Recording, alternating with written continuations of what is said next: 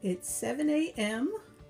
on a Tuesday morning, and as you can see, my kitchen is not looking very tidy because right now it's serving as a plant nursery for my seedlings. I've started my seedlings and got them under lights here, and I'm very happy with how they're doing. If you look at those tomatoes, they're really filling out nicely and not looking spindly or leggy or anything. And those are peppers down there. So I've got a lot of starts here. Now these lights, I watched a video by Gary Pilarczyk, P-I-L-A-R-C-I-C-E-K maybe? Maybe I'll put a link in if I can. But he has a really good video on what kind of bulbs to look for if you want to make your own grow lights. And they're not the full spectrum grow lights, but he's had good luck with just following the Kelvin and brightness and color guidelines on packages of bulbs to choose the ones that work best for plants. And mine are doing great with these bulbs that I got here. These are daylight bulbs, and I was careful to get the scores that are on the package to within the guidelines that he suggested, and they're doing well.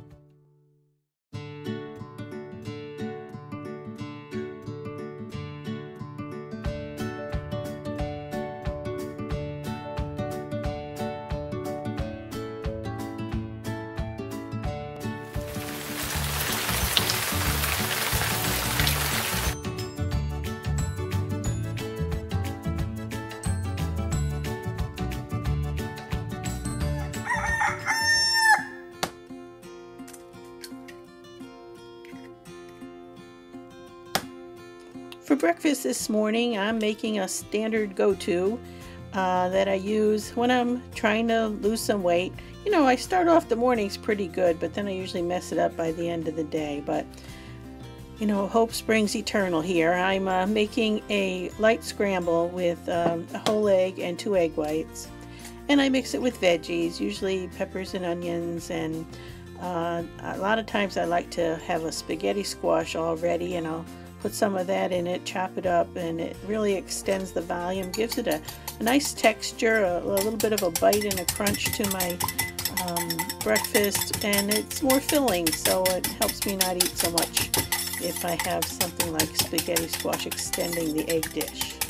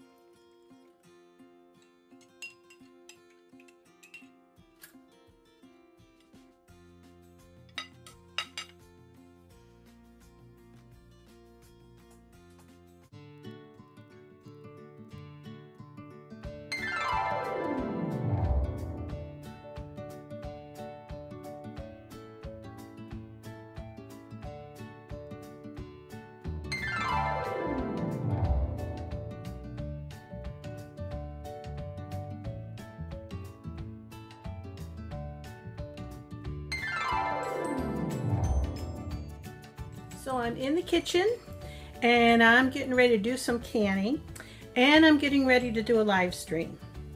I'm working up the nerve to do a live stream. I think I'm going to do a live stream on what I'm making for dinner tonight, which will be mini meatloaves. And the canning, I have soups that need to be canned. I have leftover corned beef and broth from that, and I'd like to turn that into a soup. And I have leftover turkey and broth that I'd like to turn into a soup. So I'm going to get all my equipment ready to get the canner going. But I won't be doing that live stream because nobody wants to sit and watch me watch the canner for 90 minutes. And I can't see the comments. So I'm just going to do the live stream on the meatloaf. And as soon as that's mixed up and in the oven, then I'll go into the office and chat with folks on the live stream there. And after that's done, come back out here and do the canning. So you can at least see me getting ready for doing the canning. Well, one of the first things I have to do is get all my canning stuff washed up. This mess back here is just compost stuff. I got eggshells here and orange peels and coffee grinds and banana peels in there. It's very unsightly, I know, but it's going out to the compost. So, first things first, washing up all my canning equipment. I'm going to be using a pressure canner, so I don't have to sterilize, but I do want them spanking squeaky clean. And you inspect them, you feel to make sure there's no jagged edges, and look in here to see there's no cracks in the jar. Always good to inspect your jars first. And I'm using the Tattler lids, and the Tattler lids are 2 pieces. It's kind of old school, throwback to the old school. Let's see, here's the rubber ring, and this is the lid. It has a little rim on it up here, and the ring fits around, the rubber seal fits around the lid like that, and then it goes down and you put a regular screw thing on it. So the good thing about the Tattlers is that they're reusable. Whereas the metal lids, you have to throw them out and you can't reuse them. The Tattlers you can reuse. Many times. So they turn out being less expensive, even though initially you do pay more for them.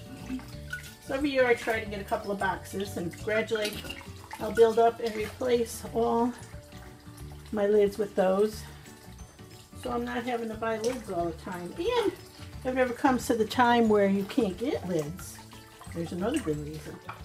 Well, I did go ahead and make a live stream on making my mini meatloaves for supper, and also my special cornbread recipe, and it came out great, tasted delicious. So be sure to check that out, the live stream on making mini meatloaves and Johnny cake.